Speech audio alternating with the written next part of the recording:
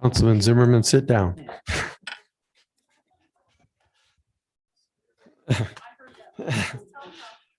Okay, the hour being 7 o'clock, I'll call this meeting to order. And if we could have our service people lead us in the Pledge of Allegiance.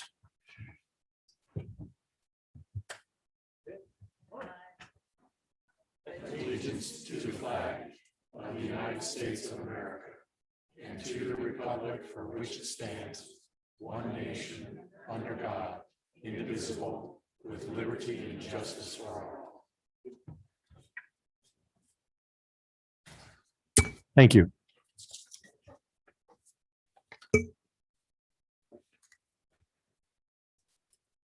Okay, first up is we need a motion to approve the agenda. Mayor, Councilman Chutrin. I make a motion that we approve the agenda. Second. Okay, it's been moved by Councilman Chutrin and seconded by Councilman Berg. You see how I do that without even looking? I just know. I know, it's amazing. Is there any discussion?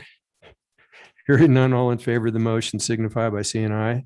Aye. Opposed, motion carries. Okay, I have two proclamations to read here.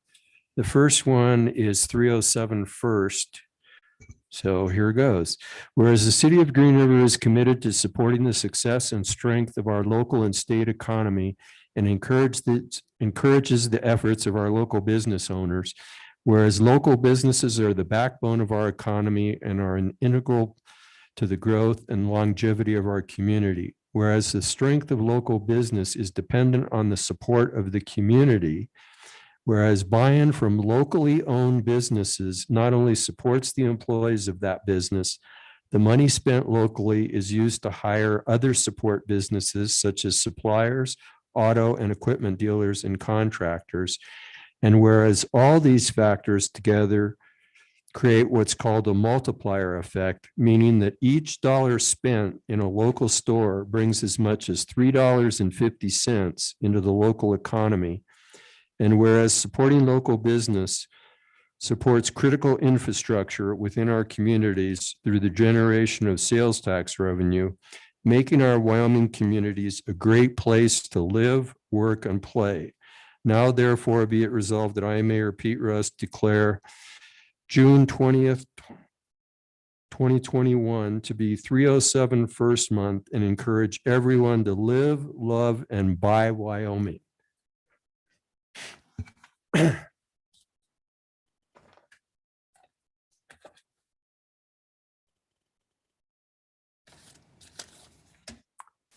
Okay, the next one is Women's Veterans Appreciation Month. I'm going to read it, and then we may have, well, not we may have, we'll have some, recognize some people to speak, and we'll take a picture and celebrate the veterans that we have here. Whereas women have proudly served their country throughout all periods of the history of the United States to secure and preserve freedom and liberty for all Americans and our allies. Whereas women have formally been a part of the United States Armed Forces since the establishment of the Army Nurse Corps in 1901, but have informally served since the inception of our nation's military. Whereas whether disguised as male soldiers during the American Revolution and Civil War, as nurses in World War I and II, or as combat helicopter pilots in Afghanistan, women have served honorably and with valor. And whereas today women constitute approximately 17% of the military personnel on active duty, and whereas currently women comprise nearly 19% of all active duty personnel in the Air Force, 18% of the Navy, 14% of the Army, and 8% of the Marines. And whereas the population of women veterans is expected to reach 2 million by 2021, increasing exponentially from 1.1 million in 1980, comprising more than 10% of the veteran population. And whereas the state of Wyoming can highlight the growing presence of women in the nation's armed forces and the state's National Guard and pay respect to women veterans for their dutiful military service. Now therefore be it resolved that I, Pete Russ, Mayor of Green River, do hereby proclaim Saturday, June 12th as Women Veterans Appreciation Day in the city of Green River. We're obviously here to recognize and any women's veterans. So does anybody want to speak to this issue? Certainly step up to the mic and you're welcome to do so. Go ahead and introduce yourself if you would. And I don't know, is the mic on?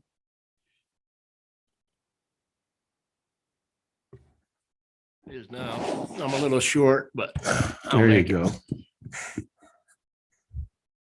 My name's Jim Shoemaker. I'm the commander of the VFW, Post 2321. Throughout the years, like you said, women's in the service were on the back burners.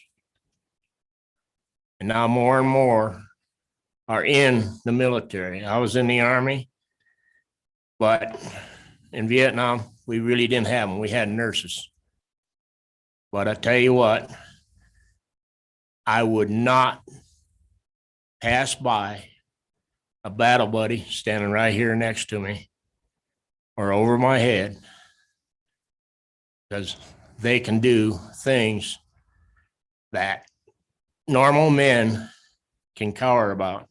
I've seen it in action, but I'm here to say and support any women or woman that will volunteer, raise their right hand, and take the oath. Thank you. Thank you.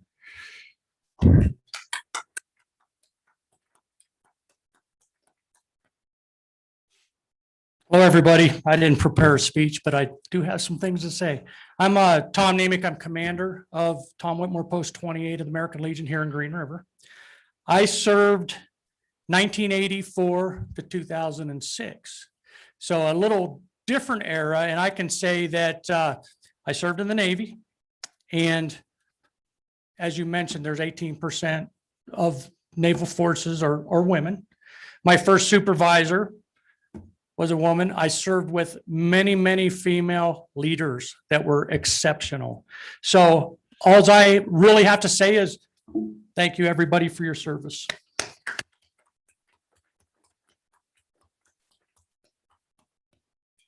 Is there anybody else that would like to speak? There we go.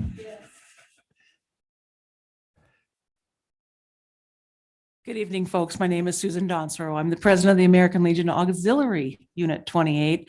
For those of you who don't know, the American Legion Auxiliary is here to support our veterans and our active duty members. That includes all veterans. As the wife of a 21-year Marine veteran, I can tell you for multiple times that I was exposed to some of the strongest women I'd ever seen while they served alongside my husband. So on behalf of all those women and you ladies, thank you.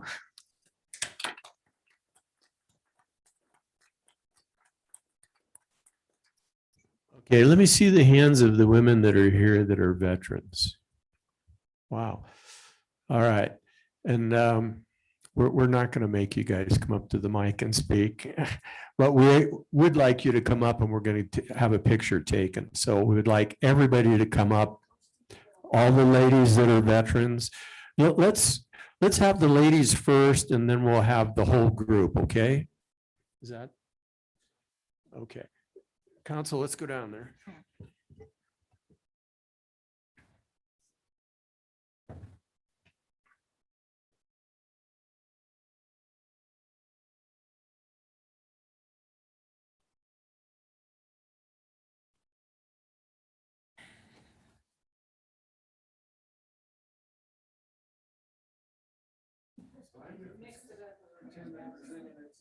Okay.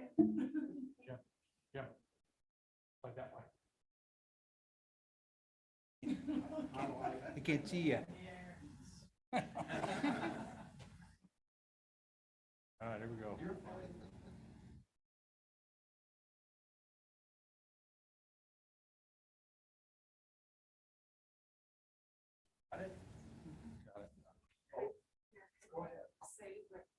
Oh, yes, I'm sorry. So, okay, so everybody listen up. They're gonna tell us whatever they want to tell us, but at least what rank we will serve. Oscar Smith, Air Force Air Guard. Spring Havens, U.S. Army. Barry Carpenter, US Navy. Robin Tillard, U.S. Navy.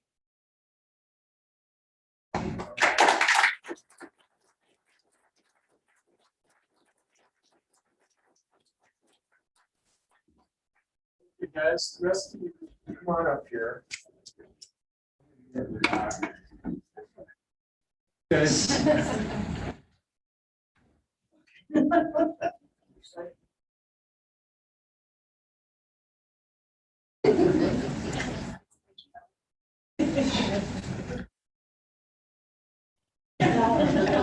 Guys, you might have to crowd in a little bit.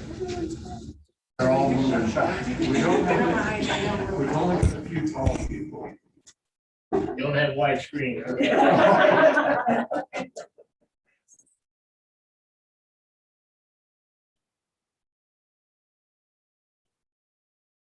Oh, wait.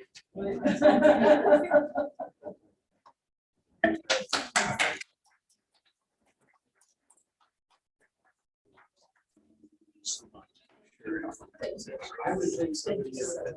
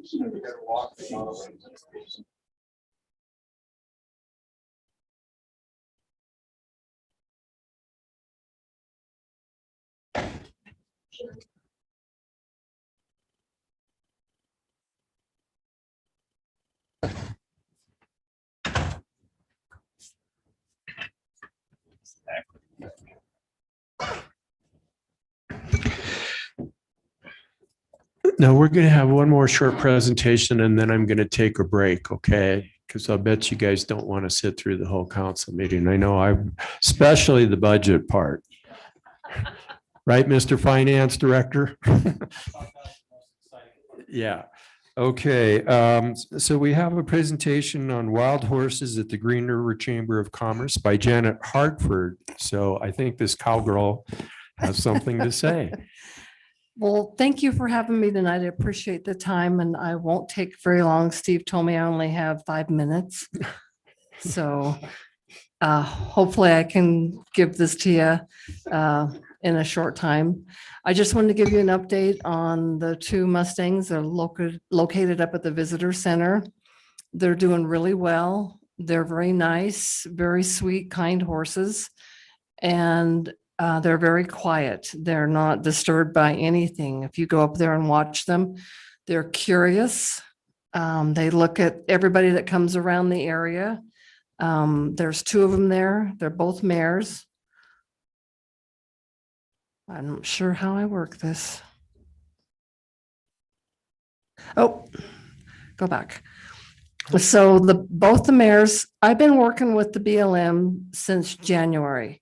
I thought it was a shame there wasn't any horses there for the last several years. I started that program when I was the chamber director there and had them there when I was the director. And then a year after I volunteered and had 2 more pairs of mares there. And both years they were all adopted out. So it's been a very successful program and it's a good way to highlight the wild horses. So right now I have a black mare.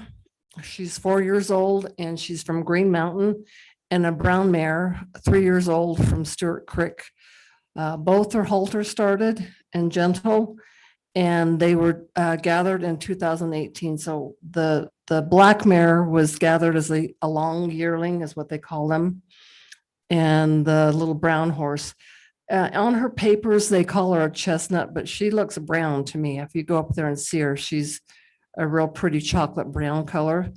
So they both were in the wild. They were both with their mothers.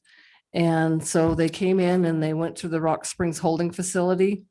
They were sorted out and then they were sent up to the Honor Farm last year for training. So this is a little brown horse, really sweet mare. So you cannot see her freeze brand. Her mane is really thick and covers up that freeze brand. And so that's the side that's facing us on that picture right there. And the black mare, the same thing, and she's a true black color. So the brown mare is shorter. She's only about 13 hands. I expect her to grow a little bit, but she probably won't get much bigger than that, but she's really stocky. She's built like a little tank. So they're very sturdy horses and they make really good companions. So there's a map. I'm going to show you a close-up. So Green Mountain, if you're headed towards Rollins or towards Casper from Rollins, Green Mountain is on the east side or on your left-hand side of the highway. Right below that is Stewart Creek, and that's where the brown horse come from. I'm a little bit leery of Green Mountain horses. Sometimes they're a little bit crazy.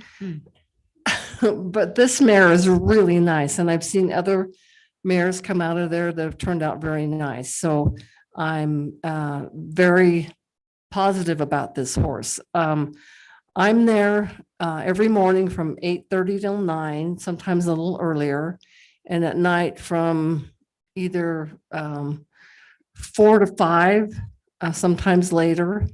And if people want to see me and come talk to me about the horses, they can see me then. I actually had somebody there this morning when I was feeding, and he's from the area. He's locally here, and he said he wants to adopt both of them. So he said he was going to contact Kathy Fine. I hope he does. I told him I'm going to still work with those horses and they'll be there until the 1st of September. So that's what I asked him to do. So right now it's the 50th anniversary of the Wild Horse Protection Act that was enacted by Congress in 1971. And so Wild Free Roaming Horses and Burro Act was back in 71 and was during the time of Nixon. What was happening was people were taking these horses off the range, mostly in Nevada, and were taking them to rodeos and just using them up and then sending them to slaughterhouses. So in order to stop that, this protects them. So if you see any wild horses out on the range, anywhere in public lands, those actually are government horses. And it's illegal to gather them or shoot them. Some people don't like them. And sometimes they get a bad reputation because they're really not native to the United States. They're feral horses. And there's a wide variety of breeds of horses in these little Mustangs. Part of my agreement with the city was to have signage. So this is temporary signage that's up there. I know people aren't following the rules. I was up there, I believe it was yesterday morning, feeding them and cleaning up their corrals, and I found all kinds of carrots in the corral. The wild horses don't know what carrots are. They have no understanding what carrots or apples or treats are. And right now, I'm not going to encourage that because I want to keep them, when they learn, they're going to learn.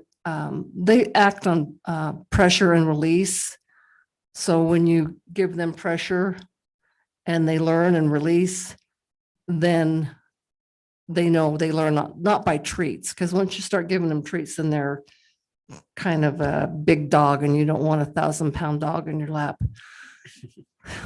So the BLM is getting me sturdier. Right now, those are holding up, and we've had some pretty bad wind, but they're getting some metal signs to put up there. beginning the 7th of June, I'm going to be doing a Mustang Monday. And I will be up there from 5:30 to 6 doing a demonstration on the horses and how well they are with the halter. I'm going to get them used to having a blanket and a saddle on them and putting a few little obstacles up there. I want to make it a good time because not everybody is retired and not working, and I want the public to come up there and see them. So if there's any suggestions on a better time, I'm really open to that. And Monday's going to be a day that I'm going to do that on. So contact me if you have a better time for that. So right now it'll be on Mondays. And if you come up and you listen to my talk, I'm going to be asking questions afterwards because I want this to be a good experience and a learning experience, and I'll have prizes to give away. So at each demonstration, I'll have a prize to give away. The chamber decided I was on the radio, I was going to do this, name the Mustang contest with the radio, but they have decided to do that. So if you go to the chamber's website or my website or Facebook site, submit a name. As I said, they're girls. So a girl's name would be good for them. Some people said Johnny, which I guess that's okay. It could be a girl.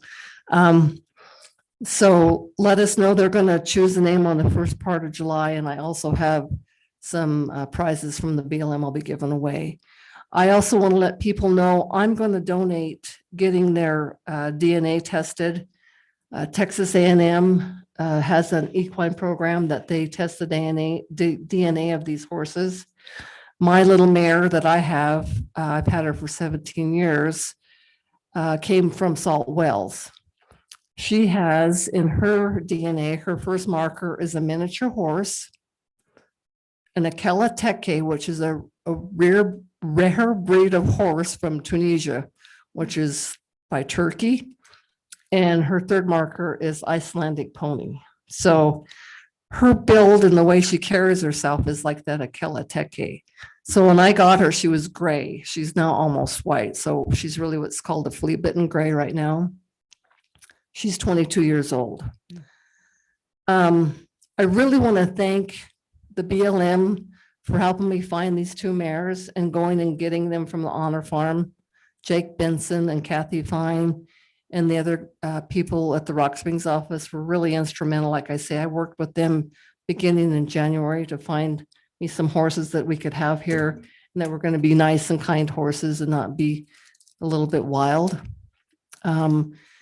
I've had about, I would say 10 people so far up there that I've talked to, tourists and locals about these Mustangs. So it's a huge attraction for folks. They go up on the Wild Horse Loop Tour and they're not always there because like any other wild animal, they're there and then they're not. You have to go early in the morning or late in the evening to see them. So it's been really beneficial for the community, and I'm trying to get the word out as much as I can to the newspaper and the radio station and all that. So also thank you to the city. I worked with the mayor and Reed to make sure we could get all these agreements in place, and everybody knew they were covered by insurance, and the responsibility of these horses are totally on me. I am feeding them. I am cleaning up after them. The BLM has provided me with alfalfa, big bales of alfalfa. And anyways, if you have any questions, let me know. I do have a few books on the herd management areas if anybody would like those. I just didn't want to give them out unless you were interested. I also have a couple of cards that explain the freeze brands. There are a number of bars, and each bar means a number. And each horse has a U, the beginning of it. That means they're the property of the United States. So these horses are very affordable. They're $125. Were you to go to, because they're already gentle, they're already started. They have an incentive for adopters that get a horse right out of the barn, out of the corrals. And that's a really good program. You go adopt one, you pay $25, and then in about 3 months, you get $500.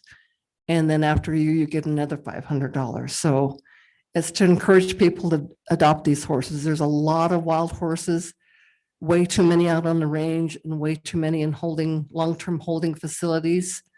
A big burden on the government, which is paid by us, the taxpayers. So I don't know. I think I went over 5 minutes. I apologize. Close enough. Any questions? Anybody have any questions of Janet? Very interesting, Janet. I think there's all kinds of things I'm pretty sure a lot of people here didn't have any clue about. Yeah, So thanks for all that you're doing up there to make sure that the awareness is out there. For people to understand exactly what's going on with the horses. I mean, Oh, you bet. Absolutely. I know there are some people like the ranchers that don't like the horses. And they're a horse. Once you get them trained, they're like any other horse. I mean, you can get them. This little mare I have is packed out. I don't know how many elk. I do competitions with her. She does extreme trail. She's done barrels. She's done pulls. I can't do that anymore with her because she's got a heart murmur, but I'm looking to get another one. Don't tell Dan Hartford, but he can't see us right now. But anyways, they're very versatile. And if anybody's looking for a good companion, a good sturdy horse, really strong feet, very trainable, this is the kind you want. I love my quarter horse, but these guys are good. thank you very much, Janet. Thank you. Again, thanks for all you do. Oh, you bet. Thanks for the time. I appreciate it. Okay. All right. we're going to take a 1-minute recess. So in case anybody wanted to get up and leave, they certainly have the opportunity. And thank you all, the veterans, for your service.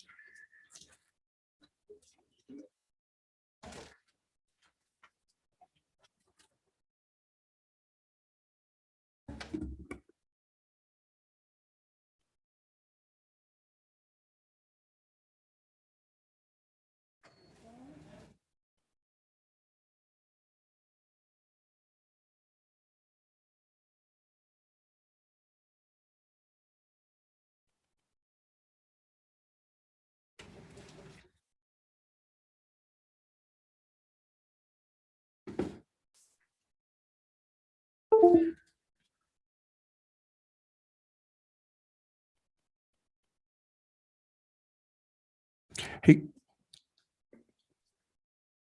Janet, can I have one of those pamphlets? Yeah, those. Can I have a card? You bet. The card. Pamphlets, yeah. Hard. So I tried to, their hair grows, their mane grows to the left. If you look at the whorl on their forehead, it sits in the middle, which is good. My hair grows to the left. The whorl in the middle of. Yeah, yeah. So it's not working. Yeah, where's your whorl in your head? Right back.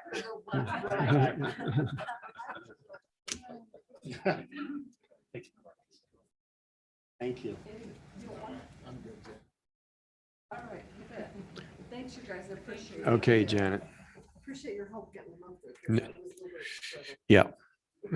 I'm glad it worked out. I've been up there twice and looked at them. Yeah, they are. Oh, she is so cute. She's so.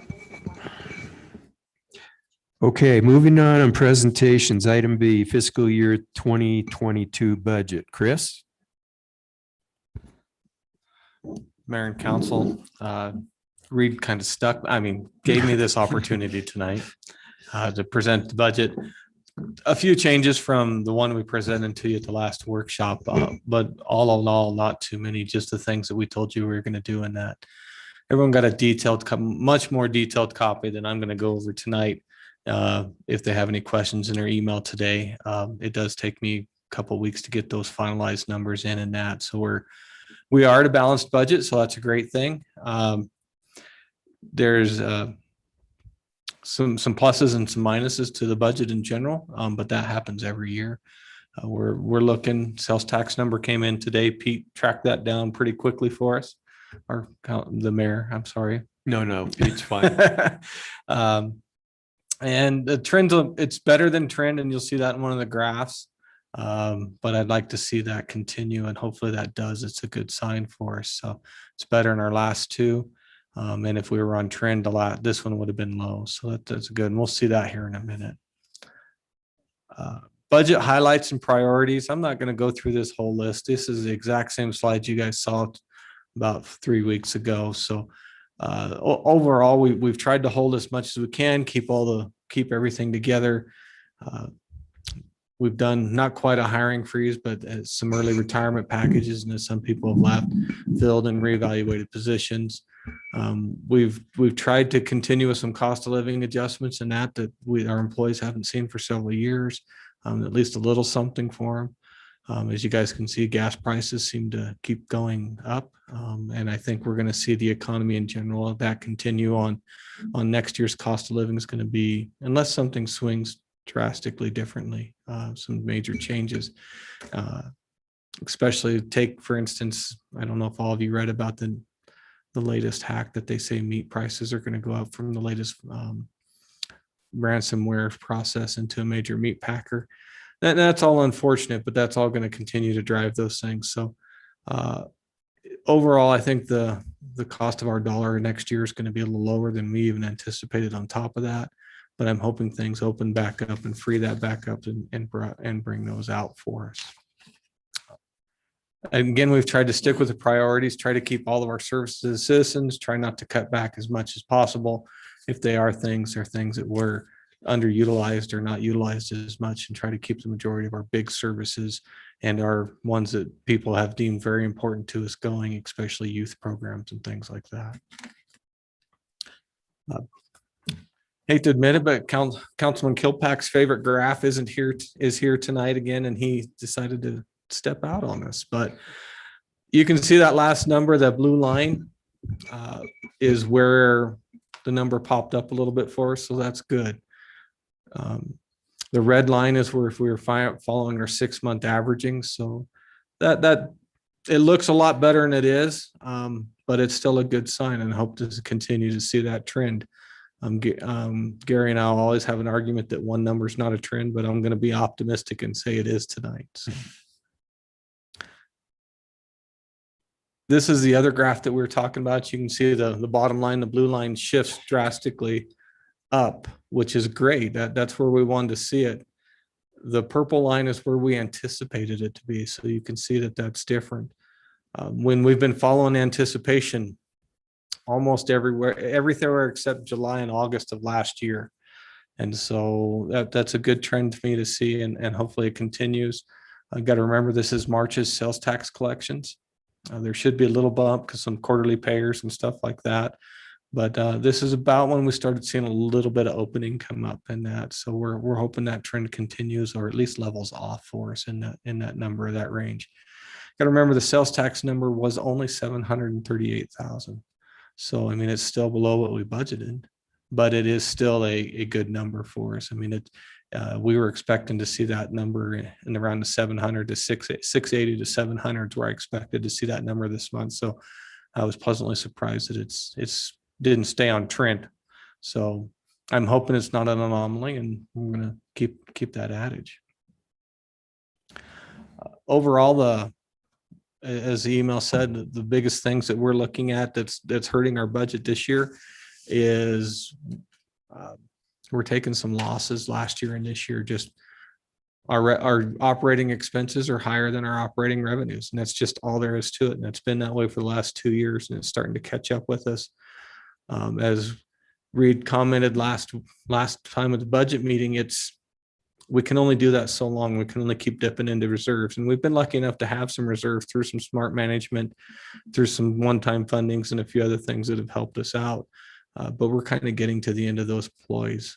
If we don't start seeing a change in that economy, next year could be a lot different year, and we'd be looking at services. But we've got some things coming in that are looking good with the impact assistance for the mine expansion. There's the Exxon expansion, almost said Enron, that's an old name.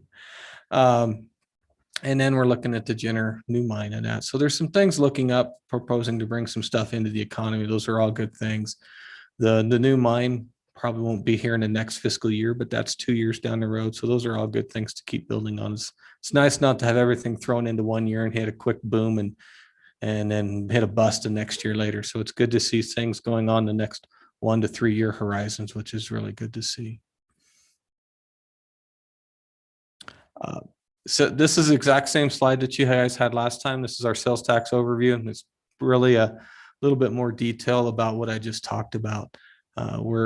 We haven't seen these numbers since 2003. We hope to never see them again till, never, I guess. I don't know. I hope we don't see these numbers again for a long time, to be truthful, and moving forward. One of the things that Ryan and Reed have really been working with the other council members, our other commissions and council members in Rock Springs, and that they've started talking to them about the economics, the additional sales tax for economic and police stuff. And I know you guys have gotten some of that information on that and are preparing that. That would be a real help to our budget. Some of the things for the economic indicators and the public services arenas it could free up anywhere between $1 million to $1.5 million, maybe up to $2 million, depending on the availability and use that we could get to that into our regular operating budget for other things. So I know that is something that's fairly significantly in the discussions and we're coming up with. And Mayor, please correct me if I'm wrong, but I'm sure we'll be seeing this early in July to have a discussion about a special election on that. We're trying to get all the commissioners, and not just us, but there's a group, one of the committee that started the ambulance tax has kind of morphed. Ambulance committee has kind of morphed into a different group now, and they've changed out some of the members and they've moved it more into an emergency services group. And how can we fund that and make sure that there's good emergency services for the whole county going into the future? And they're looking at some other economic factors and some other ways to fund that besides just it coming out of the city's pockets and looking for everybody's using it and some good things there. So that's the potential to help free up some stuff for us in the next coming years. But that's all kind of some bright spots on horizon, and we'll see how that'll move around. You'll see the total operating budgets here. We're just under 17 million for general fund for revenues, or right around 17 million. We're just under 18 million for expenditures. We have a beginning fund balance of 10 million. If you guys remember from last year, the fund balance for general fund was 12 million. We took a $2 million loss last year in the fiscal 2020 budget. So it better than I thought, which is a good thing, but it still leaves. Right now, we're sitting at a $706,000 fund balance. That's a good number, but considering I had to use the $1.8 million of American Recovery CARES Act funding to balance that out so 1.8 million left me with 706,000. So it's a good number. It's a positive number. We'll go with a balanced budget and leave some money for some one-time fundings, or maybe actually a rainy day account, depending on how things come. But it does help us out there. But the downside to it is I used a significant amount of Recovery Act funds to balance that out for us this year. Capital projects, we're seeing about 2 million. That's typical stuff. That's all. That number really hasn't changed any. I think maybe $1,000 or $2,000 is all that number's changed since you guys saw the last budget. Water fund is sitting about 2.4. That number is going to adjust down. We've got to do a couple more adjustments in for the Joint Powers Water Board increase in there. Wastewater fund is sitting, just over $1 million fund balance, which is pretty good. But considering we keep Mark keeps bumping the number up on the wastewater plant for me. So it's all his fault, I'm sure. But that's a good number for that plant. We're not overfunded, and we're going to take some loans, and it'll keep us moving through that. But we got to remember, we're going to be between 26 and $28 million in the next 2 years to fund that new plant. And it's going to eat. We don't have enough to bankroll it. So any citizen says, hey, why are you bankrolling this? And there's no way that that's happening with us. It'll be a 20 to 30 year loan with SLIB on that. Our solid waste fund, it's got $1.3 million. I wish I could say we could take that and use that somewhere else. But well, I guess it's 20 or 27 years, you guys can do that if you want to. We've got to go through the 30-year reclamation or remediation period on the landfill closure and post-closure before we can release those funds. But the nice thing is we've got to spend about $50,000 to $100,000 a year monitoring, making sure things come up. Anything causes a remediation issue, we've got some funds to cover that, so we don't have to dig out a general fund for it. So there's some good pluses to that. Then our risk management fund is going to have about $130,000 into it for any major oopses or problems with that. We did see some slight increases in insurance this year and things of that nature. This is just a little higher overview of the general fund. And this is just general fund itself. As you can see, our expected revenues are about $13.5 million. That's what we call operating revenues. So those are the revenues that we count. They come in every year. We count on them. We know that they're going to happen every year. Our expected expenditures for operating, so just to operate the city, is going to cost us about $16 million in the general fund. So it leaves us at a loss of about $2.6 million, which we would like to have that number at zero or even the positive. Just doesn't always get us there. So sometimes when you add sometime our one-time funding in, which is going to be about $800,000 from the state in our special distribution, that pumps into that $1.2 million or 1.6. And then there's also the 1.8, or sorry, it's 2. So the 2.6, and then there's 1.8 million in the American Carers Recovery Act funds in there. We've got about $345,000 in one-time expenditures. They're not ongoing, anything like that. And a vast majority of that is $300,000 for a fix on the rec center roof. The other $45,000 is just some small minor things built into that. Then our enterprise fee pay us a little bit of money, about $875,000 a year. And that's for things such as payroll, administrator's salary. We do a lot of the things for the enterprise funds in the general fund pays for, so they reimburse us for those things. And that's what that 875 is. Then you get back to our $10 million beginning fund balance, which I showed you on the last page. Then we have designations and reservations. Those are all things that the council has either designated or we're legally required to reserve funds for. The biggest one of that is we carry a 25% operating reserve in case we have significant problems. We have just a pure zero revenue stream at some point or another. That also allows us to fund things that might be a $1 or $2 million per, capital projects. We're doing a capital projects for $500 to $1 million. I've got to have some cash flow and some ability to make those things fund, or we couldn't fund those. So that's also what that 25 operating reserve does, is it allows us to operate without taking lines of credit, which we're not allowed to do as a city. Then you get down and we've got a restricted fund balance and some federal grants. And then we get down to basically the $707,000 positive right in there for our budget. In general, that's a pretty high overview of where we're at. And I think it's really interesting and cool stuff to go through line by line, but I'm not sure you guys want to do that by any means. So I with that, I've just kind of got, do you have some general questions, or do you have some details or concerns? Okay, any questions for Chris? Councilwoman Bushman. Sorry. So I know all the department heads did their cuts. It's just a general question. Was it a certain percent? Is it like just from a range? I'm just kind of curious, like 10 to 20% each department? We didn't. Overall, from last year's budget to this year's budget, we cut a little over $500,000 in just general expenditures. One of the philosophies we have is that I can't go tell the departments, hey, do 100% of your services now, but I'm only going to give you 90% of the budget. It doesn't. Our philosophy is you can't continue doing more with less. I mean, that works a time or two, but we're on our fourth year of this, third or fourth year roughly. We're at the point now where we come back to the department and says, what program can you live without, or is gonna be least affected in that. To really say any department took some cuts, isn't there.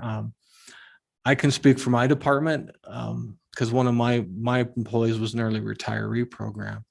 I cut about 30% out of my budget, which is great, but my budget's only $600,000 for everything. So 30% isn't near as much as if Brad comes back, and Brad had some significant cuts in the Parks Department, and same with Tom and the PD. But when they're $4 million budgets each, they were only looking at a smaller percentage wise cuts. So what we generally try to do with with the staff and departments is we sit down and look at prioritize and do things and do it that way, instead of just saying everyone's got to cut 10% across the board and make it happen. We all sit down and work together and then try to figure out, here's our bottom number do we get to, how can we get there, is our philosophy more than anything. Okay. I was just curious if there was a range. We That's fine. I'm just work to curious. that number, and we kind of tell them at the end of the day, this is the number we got to get to. Yeah. And then everyone kind of starts working towards and moving towards that. And that sheet, in the detailed stuff, you got a sheet of the preliminary budgets and cuts. That's a zero-sum budget. So that takes last year's budget and says, okay, from here, how do we make or move or adjust to get to the number we need to get to? And the goal was to make a zero increase on that, and they did really well with that. And I commend all the department heads. I know that's not easy at all. So I know it takes a lot of work and effort on their end. So thank you, Chris. You're welcome. Any other comments from council? Okay, well, we all thank everybody for the sacrifices and the hard work that they've done, certainly on the budget. And we're pretty much there, I believe. Right?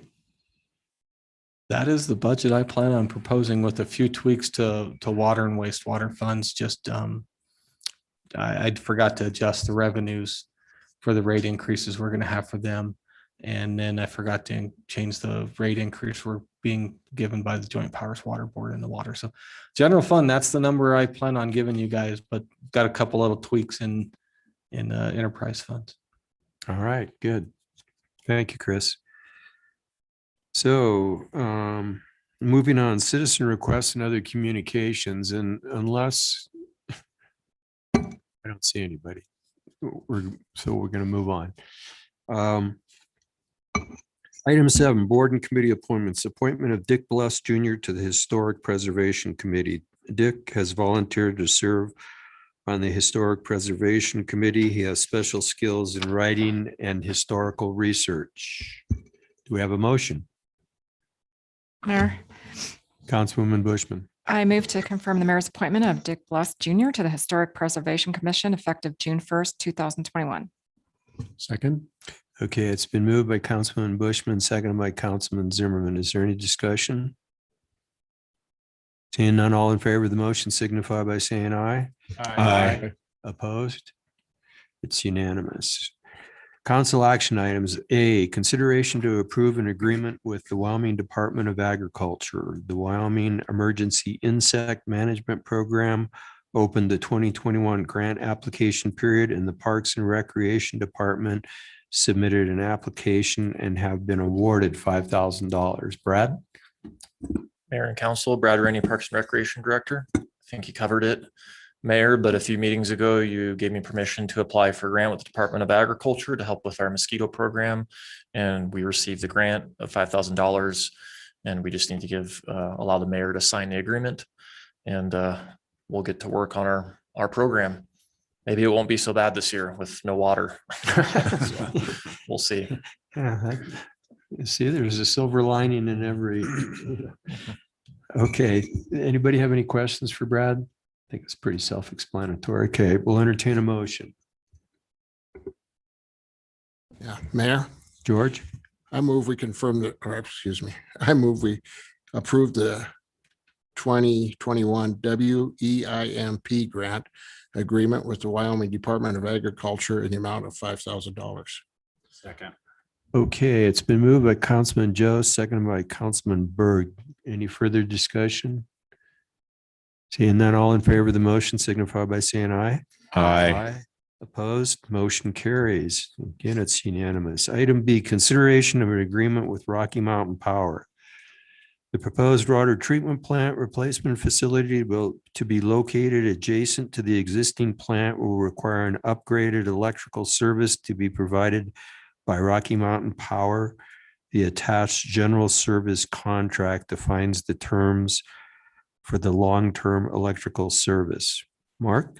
Good evening, Mayor, Council, Mark Weston, Public Works Director. Just like any new facility needs to have services connected, the new treatment plant will need the power line extended to it. It's just a little bit beyond where the existing lines of that capacity run to now. So we'll be having Rocky Mountain Power run power from essentially the horse corral area over to the new treatment plant site, which will be located along East Teton Boulevard, kind of tucked in that corner between the streets yard and the existing wastewater treatment plant where the overflow rodeo parking occurs this weekend. So with Rocky Mountain Power for these service extensions, sometimes there'll be a fee associated with them, and sometimes that fee will be built in over time. And it depends largely on how much power the facility is expected to use. Just for example, in the transfer station a few years ago, we had the power run up there, and we had to pay that one up front because the transfer station did not expect to use that much power as it's currently constituted, and it does not. The bills are not that much. The new treatment plant is expected to have a very measurable power usage, and as such, the Rocky Mountain Power will give credit against that for the long-term upgrades to their facilities to make that happen. So it's in our benefit to run it this way. That's not to say that when the old plant goes away, that power bill will go down, and then this new power bill will come on to replace it. So.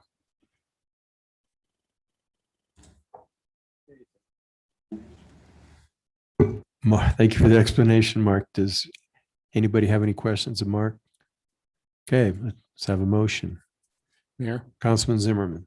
I move to authorize the mayor to sign the general service contract with Rocky Mountain Power for the electrical service at the new wastewater treatment plant site. Second. Okay, it's moved by Councilman Zimmerman, seconded by Councilman Berg and Councilman Chutran. So we'll say for the minutes, Councilman Berg. Any further discussion? All in favor of the motion signify by saying aye. Aye. Opposed, motion carries. Item C, consideration to authorize the release of the 2017 bid security for the purchase and development agreement with New Peak Construction for the Lincoln School Edition tracks B and C. And I'm not going to read this whole thing. I'll let you give us a quick summary. A quick summary. So back in 2017, the city put out, offered for sale tracks B and C of the Lincoln School Edition. That would be the area to the north of the Lynn subdivision that was built a few years ago, where the old high school track was, and the property up above behind Washington School. That's a piece of property that we'd offered up for sale. We received one bid from New Peak Construction. Bid was for $100,000, and the required bid security was $5,000, 5%. At the time, New Peak did enter into the purchase and sale agreement, the development agreement, and that development agreement has since been extended a couple of times as they've made efforts to try to develop and successfully that project. We have received an indication that actually expired back in April. The last extension expired in April, and we have received words that they are no longer interested or able to pursue the development under that agreement that was signed back originally in 2018. As such, they have requested the release of the bid security. Now, typically a bid security is provided to basically secure that the bidder will enter into the contract. In this particular case, they did enter the contract. The original documents related to that purchase, to the offer for sale, and also the development agreement were silent as to the disposition of the bid security should the contract not be fulfilled. So therefore, we as staff don't have direction on whether that's an allowable release that we can do or not. So we bring it to you. And essentially the contracts determined that it would be basically up to council to determine what was to be done at that point. So the bidder has requested the release of that original $5,000 bid security, and we put that question before you. Okay, any questions? Councilman Berg, I see you reaching.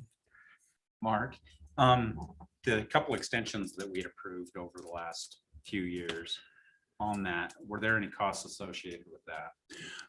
Associated with the extensions themselves, we did have staff time as far as working with Galen to update the documents, update some of the just make sure that all of the legal descriptions were proper, and the descriptions of all of the resolutions and things.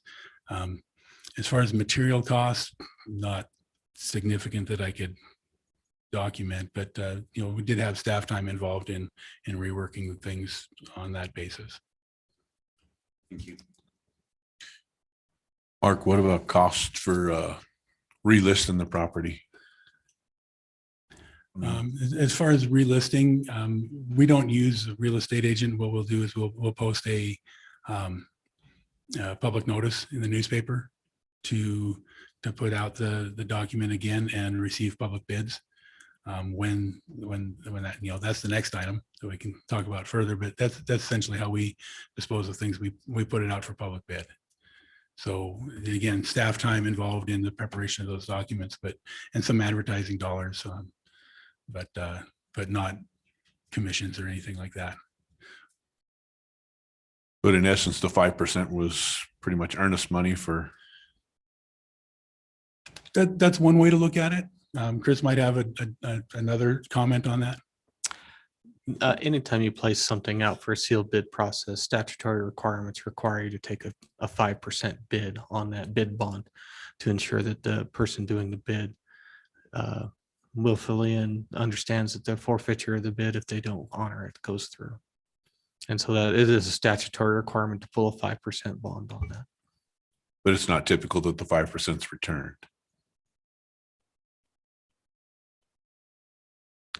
It depends on the situation. I can say we as a city have returned this 5% on this particular property more than one time. This has not been the first time that this property has been offered for sale nor have entered into contract.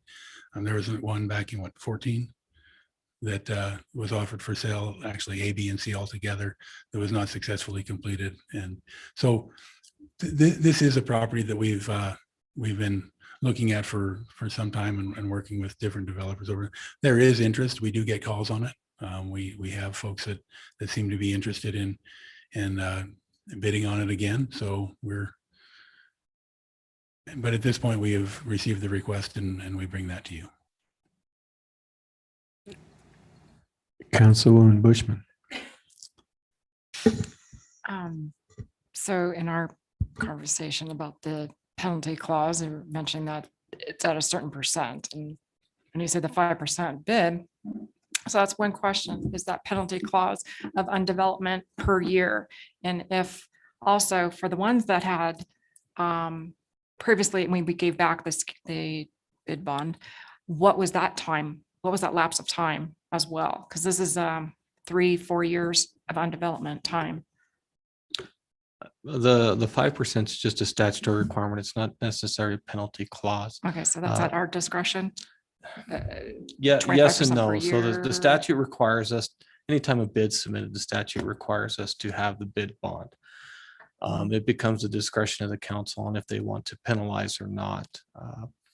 Typically, other than this particular track, we've always had a bidder honor the bid. I can't remember in the years I've been here that we've not had a bid honored, other than for this particular tract of land a couple times. So this tract of land just has a bad track history on that. The first one that was returned to them, they didn't come for an extension. They decided it was undevelopable, or they did not want to develop it for a myriad of reasons. I won't say it was undevelopable. There were some business reasons, some other issues with that. And they came back in within, I think it was less than a year, but they didn't ask for an extension or anything of that nature when they did that. And the council did return their bid bond at that time as well. And that would be reasonable in less than a year. But in something like this. So it would, again, be our discretion if we choose to do so, to reduce that security deposit or bid bond, sorry. You can't reduce the bid bond, but you can determine on how much you return of it, or I guess for lack of a term, allow them to forfeit. We still have to require the bid bond. That's a statutory requirement. So when we place this back out for bid for a sealed bid process, we will require a 5% bid bond on it again. Right. But on the forfeiture of the bond, it's council's discretion. Do they want to keep part of it, all of it, or return it? That is a council discretionary issue. Okay. And I think just to follow up on the new bid, I know I'll save that for the next one. Never mind. Okay, Councilman Zimmerman. Would staff know of any reason that the city of Green River had possibly caused any issues that this land couldn't be developed? Is there any fault on our end that this particular contractor didn't follow through with his proposal?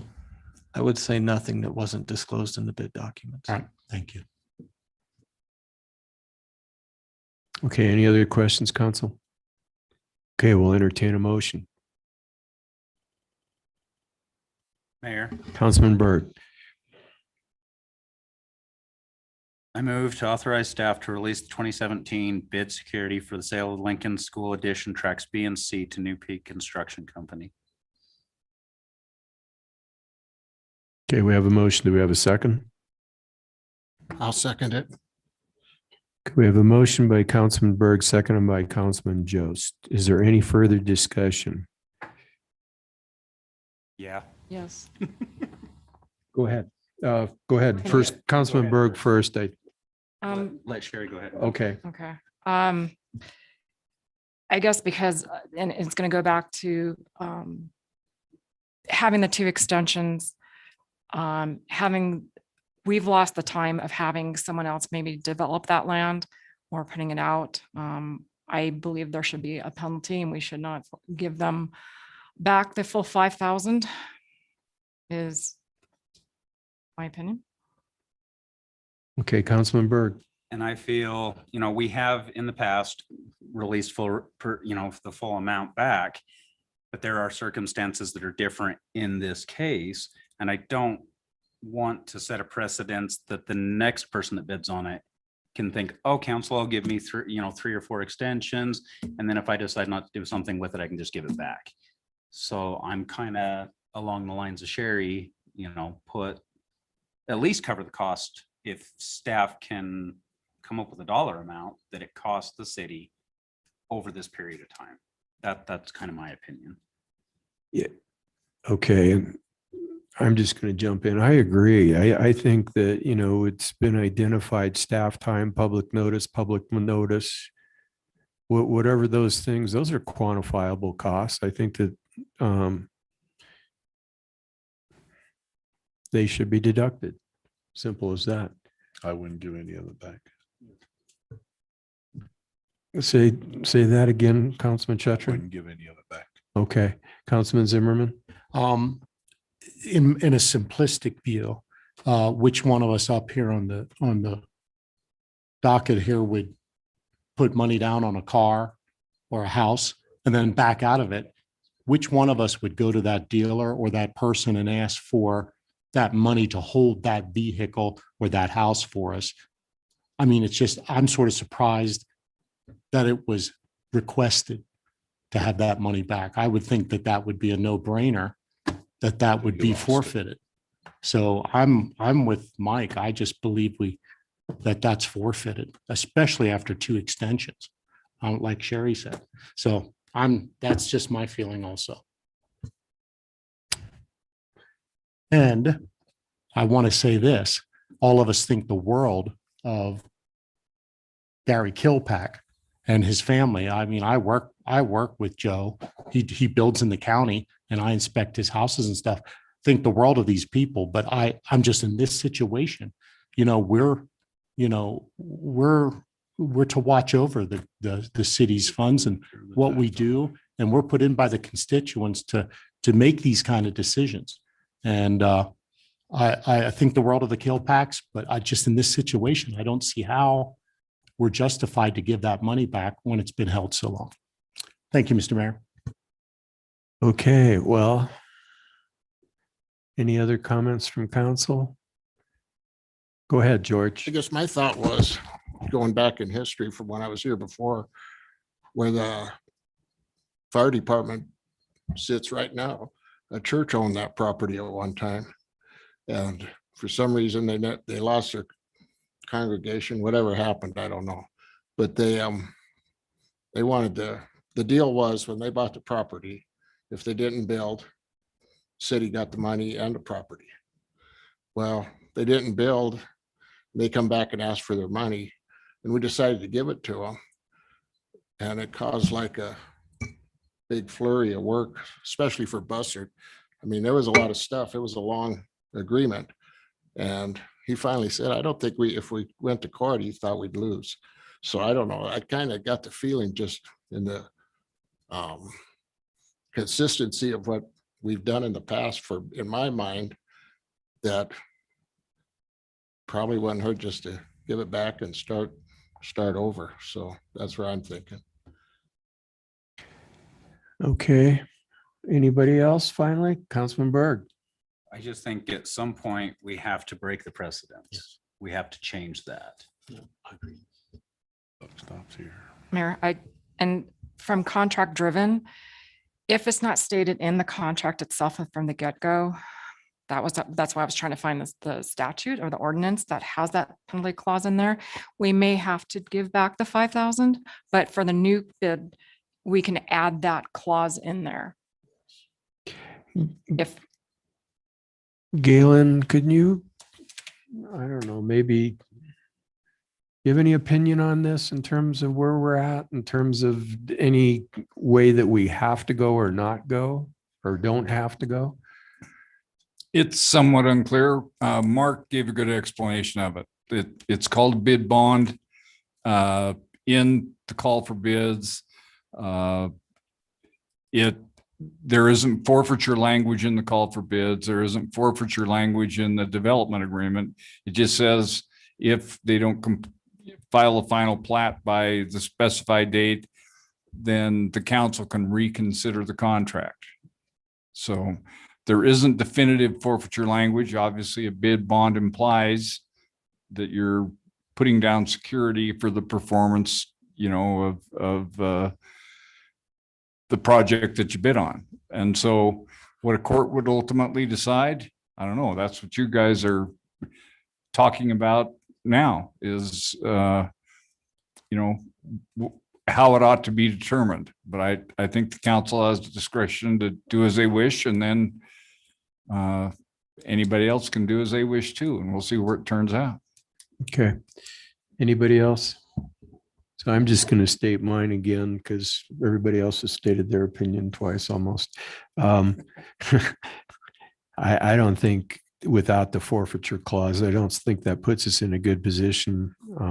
I do agree that it needs to change in the future. Doesn't mean that it has to change now. And I do believe that, however, that any cost that we've incurred should be itemized and that we should deduct that from the return. So with that, we'll go ahead, Councilman Berg. Yeah. Yeah. Who made the motion? I think I did. Yeah, I did. And it's Based on giving it back right now. okay. So the motion is to authorize the staff to release the 2017 bid security for the sale of Lincoln tracks A, B, and C in the full amount of $5,000. That's the motion. Okay, one option would be to table this to give Galen a little more time to review the information and then also give staff time to figure out the cost that's incurred to the city. That's one option. Okay, Galen, you wanted to comment? I think it's fine to provide more time for staff to calculate potential damages, but I'm not going to find it.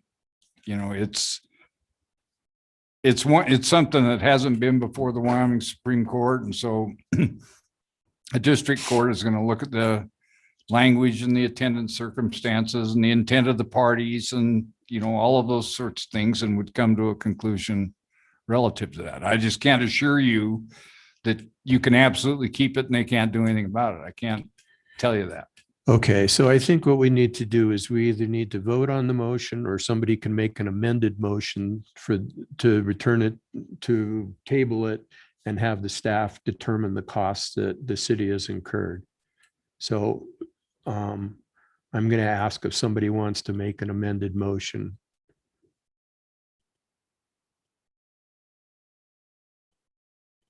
I'll amend it. Amend the motion to table it until staff can figure out the soft and hard costs, and less that deduction will be the net amount. Okay, so we have, and if there's anything wrong with the procedurally, jump in, Galen, but if not, we'll proceed. So we have an amended motion. Do we have a second?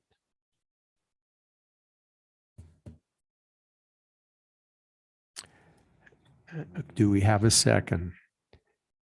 Okay, that motion fails for lack of a second. So we're going to vote on the motion to authorize the staff to release the 2017 bid security for the sale of the Lincoln School Edition tracks B and C. I have to think about this for a moment. Yeah. Well, I know what's going on. I just don't know how I'm going to vote.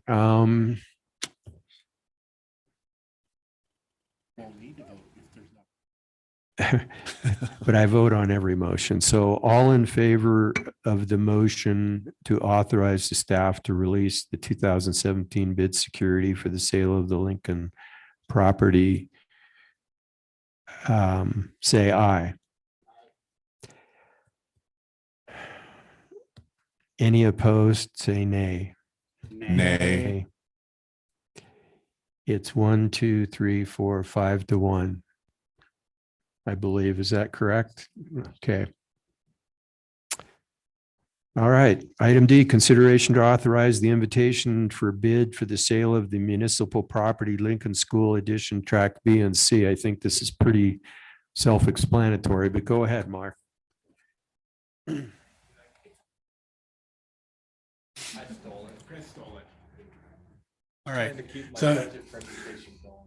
All right. So this one, we've talked a little bit about this one, getting the tracks B and C back out to bid.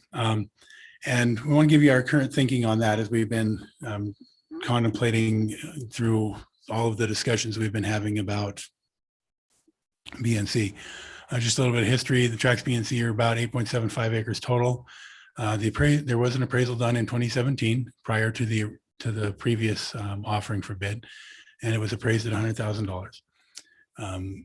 The documents that we prepared back then and have continued now are to be sold as is, subject to all faults. And we'll get to that just a second. It's currently zoned R2, which is single family residential, minimum 6,000 square foot lots. That's how the Lynn subdivision was developed as an R2. The proposal that we had been talking about previously had been R2. As we've been talking about this, and since we've had it out a couple of times, one idea that we've kicked around, and we gladly take your input on this, is because the previous efforts as R2 have not been successful, but it is a single family residential neighborhood. Rather than to rezone it, but rather than do a rezone, but would we be willing to allow a proposer to offer something that would qualify as an R3? R3 is not apartments. It's very similar to R2, except it allows duplexes, allows townhomes. So that's kind of an out there idea that, since we've kicked this around a couple of times, some of the folks that we've talked to would not be interested in that. They're thinking single family, because there are some base infrastructure costs involved with this that moving it to an R3 may not help overcome. There's just it's got some difficult topography. It's got some constraints.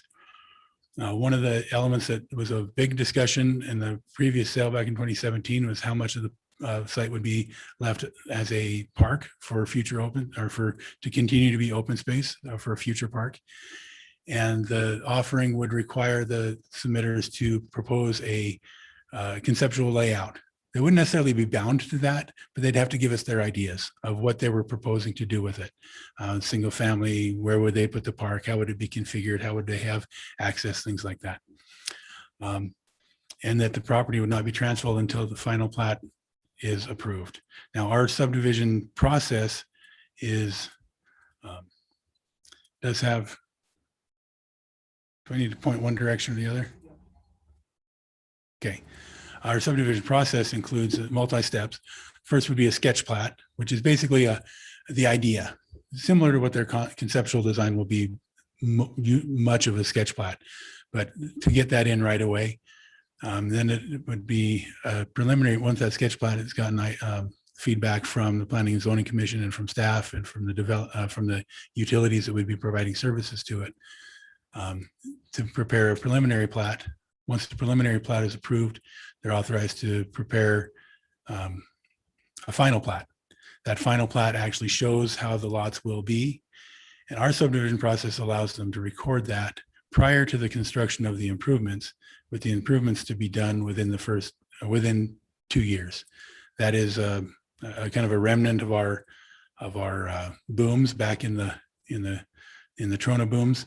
I have my thoughts on that and my ideas, but that's the way that the ordinance reads right now.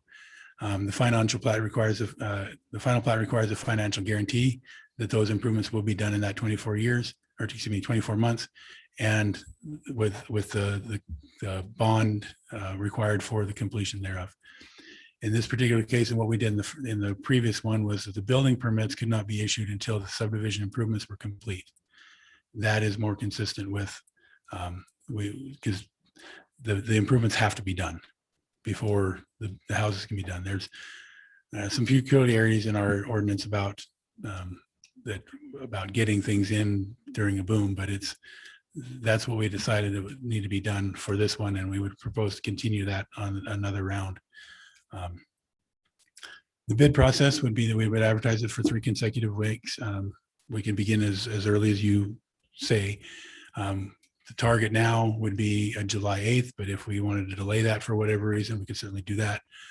The way that the document was prepared previously and what we are proposing to continue would be that a committee would review the bids based on the dollar amount, the quality of the plan, and the experience and schedule of the developer.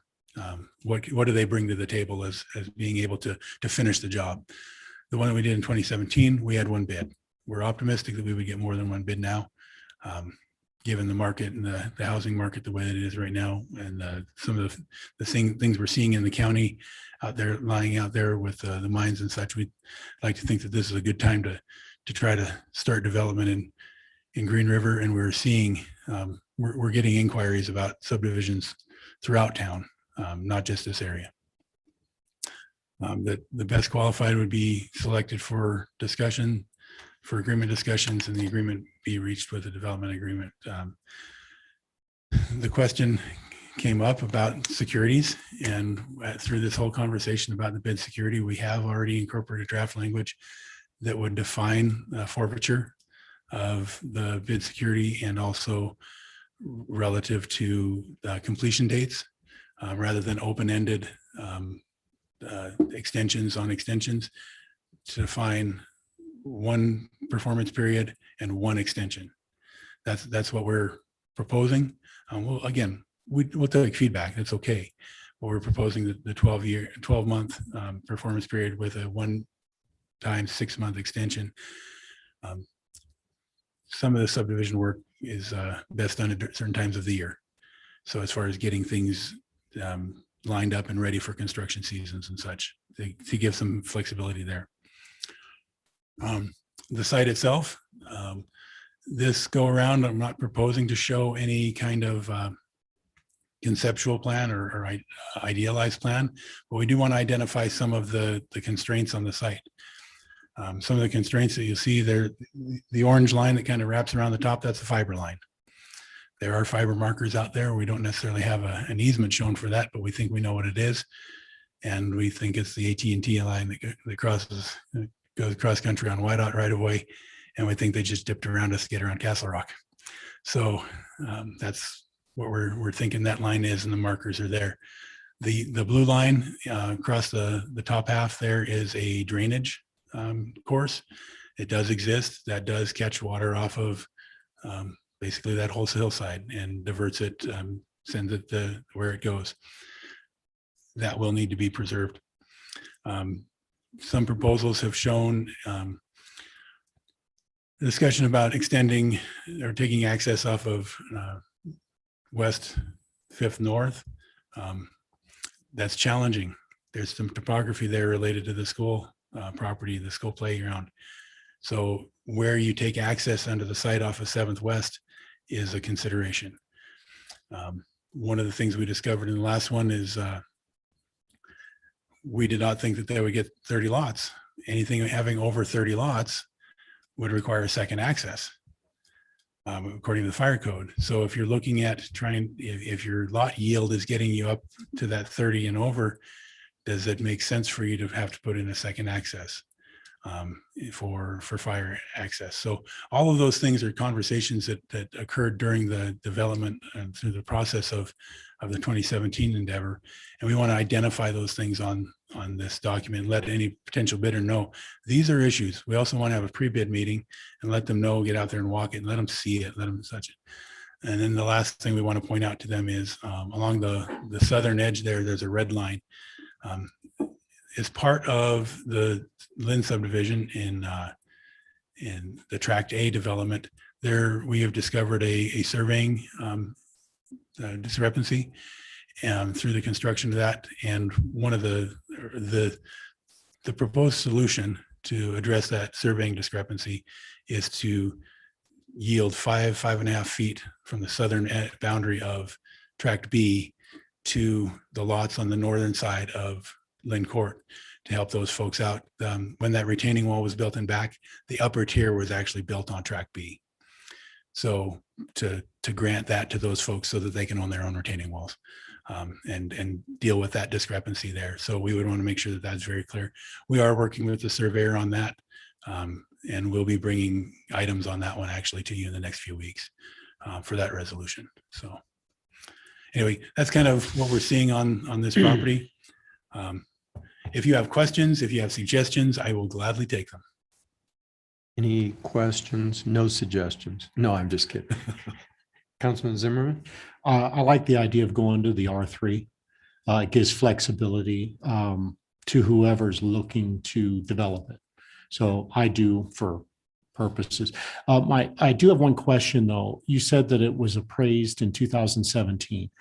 Who or how was it appraised? Chris, do you have an answer on that one? I have a copy of the appraisal report, but I'd have to pull the appraisal. We do have a copy of the appraisal report if you'd like me to send you on who and what theories and philosophies they used on that appraisal. No, I was just curious if there was an expense to that, getting that appraised, and seeing it's 4 years later, would we be vested to go ahead and appraise it again?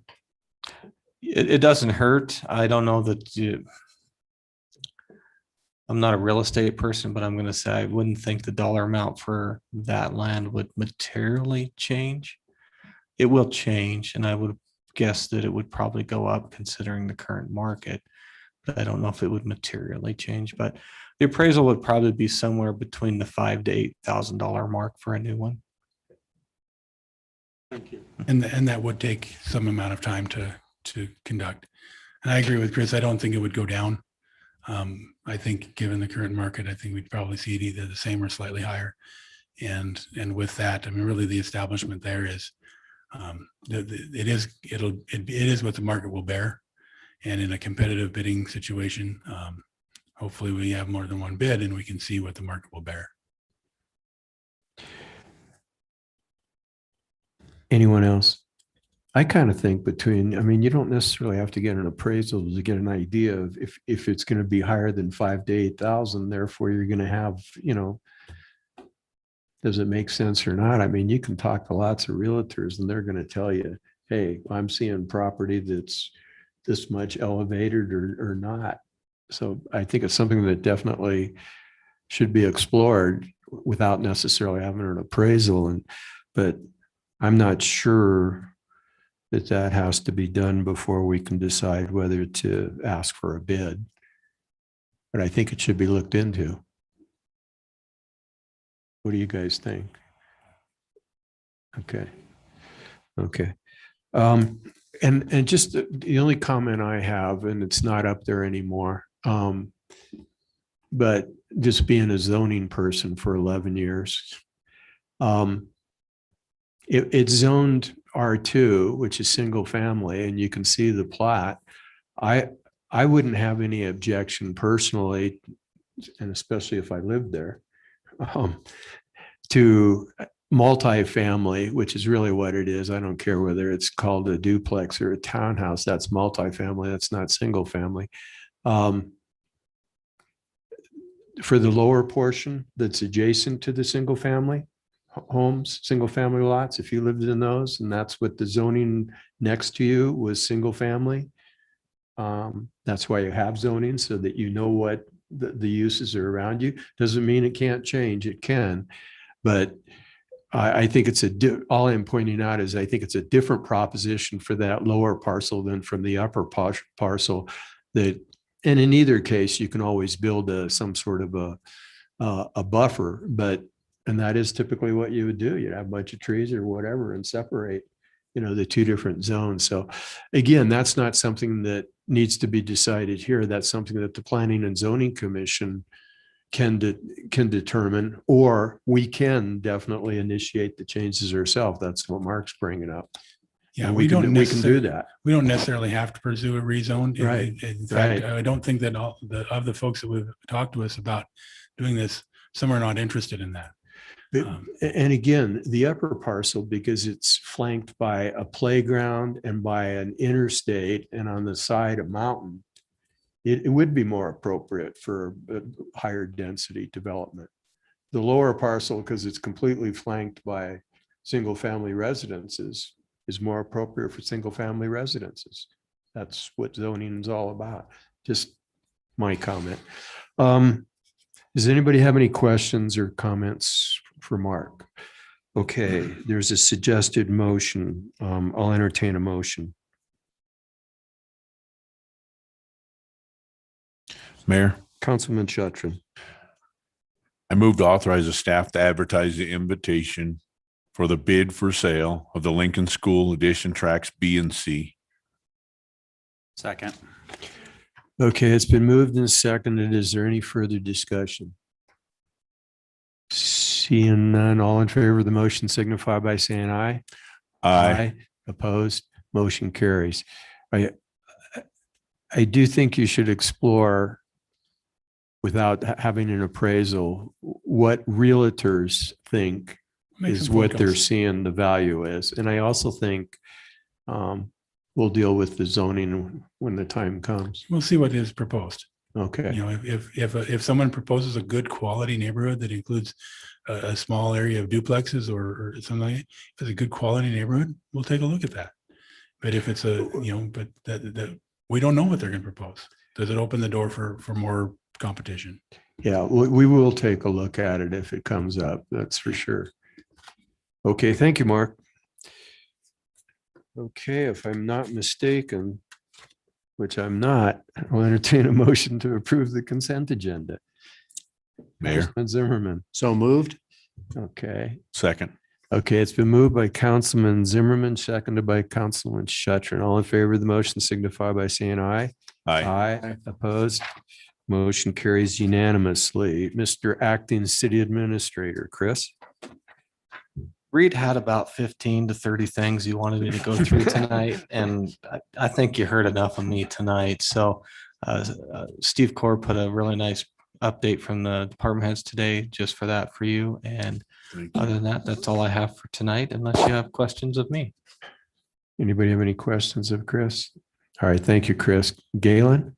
I have no report tonight, Your Honor. Thank you, Galen. Where did we start last time? Or that in last Okay, time. we'll start with Councilman Jost. Thank you, George. Councilwoman Bushman. Thank you, Mayor. I just wanted to let everyone know that Love's Truck Stop had responded back to something that I've been working on for about 1.5 years. They're going to allow our downtown maps to be placed at the Love store. So to create that partnership with the city. And as well as everyone knows that we received a donation as well. So it's a win-win for us. So like I said, I've been working on that one.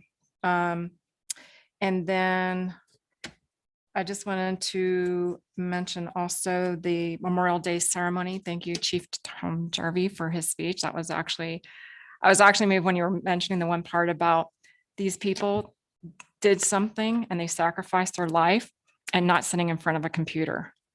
That was so well spoken, and it really, I love that. And then just on top of that, everyone don't forget Battle of the Badge blood drive is June 8th and 9th, just so the public knows as well, and reminder. And that's all I have, Mayor. Thank you, Councilman Shetron. I just want to commend Chris and all the departments head for all the hard work that they've done on the budget and making sure that they didn't pass any of the costs along to the employees as far as their health care and making sure. Also reminder this weekend, the rodeo. So everybody come out and support the rodeo. Thank you, Councilman Burke. I just also wanted to mention the rodeo. It's one more step toward normalcy. That's what I've been looking at. It's like we're having an event. Yeah. So get out and enjoy. That's all I've got, Mayor. Good comments, Councilman Zimmerman. All I have, Your Honor, is shop local, buy American. Thank you. Okay, and don't call me Your Honor. Okay, I was going to mention the rodeo. That's already been mentioned. I like the idea of don't forget the horses are female. So come up with your names and submit them to the chamber for the wild horses. I do want to note very quickly that sales tax is up for the second month, about 50,000 each month. So we're progressing in the right direction, which Chris has already mentioned, and probably have my figures off. So don't even, because I can see that. Friday and Saturday is also quilting on the green. Castle Rock Convalescent Center, even though it's been going for quite some time, at 3:00 tomorrow is having the ribbon cutting from 3 to 6. So I'm assuming they'll really be doing the ribbon cutting around 3. And if you show up at 5:30 or 6, you're going to get the leftovers of donuts or something, but there's not going to be any ribbon cutting really going on that late, I assume, but I don't really know. And then very importantly, the Flaming Gorge Way Corridor Rebuild Walkthrough, which I have a copy for all of you in your, is something that we've organized. And I really believe the council, as many should be there, because this is local legislators that have the ability through some of their assignments on committees, transportation committee and things like that, have the ability to give some emphasis to this project. And it's about $19 million, Mark, is that correct? And I did have the good fortune of going to West Wyoming College, dealing with education and community colleges. And I just happened to walk in, and the chairman of the transportation committee, I walked up to him and I looked at his badge and found out that it was the guy that we were just talking about, because it's the key guy, the transportation chairman. And we talked for a half hour before the meeting started. And then we sat at a table, and then a guy came and sat down next to us, and he introduced me. It turned out it was the president of the Senate. So I talked to him, and then I talked to a couple of our local legislators. It was just a perfect. And then I saw a guy sitting at the governor's table, and I thought he must be a staff person. So he was talking to somebody, and I edged myself so that he couldn't get around me after he got through talking to that person. As soon as he turned around, I go, "Hi, I'm the mayor of Green River." And I talked to him, and I gave him the corridor study that we had. And I said, "Are you traveling with the mayor? Could you give this, with the governor, could you give this to the governor? And he said, sure. He went over and gave it to the governor. And within 30 seconds, the governor came over and goes, hey, Mayor, how you doing? So I got to talk to the governor, and I won't say what he told me, but at the moment, but he was very positive. So I think if you can, Thursday, June 17th, that's what it's going to start at City Hall. We're going to walk around with legislators. There's a number of them that have already said that they will be there. It could be very important to us. And with that, I'll entertain a motion to adjourn. Mayor, Councilman Shetron. I make a motion, we adjourn. Okay, we have a motion. Do we have a second? Second. We have a motion by Councilman Shetron, seconded by Councilman Bushman. All in favor of the motion signify by saying aye. Aye. Opposed? We're adjourned. Thank you. A little longer than I think most people had anticipated. It's all Chris's fault. That's right.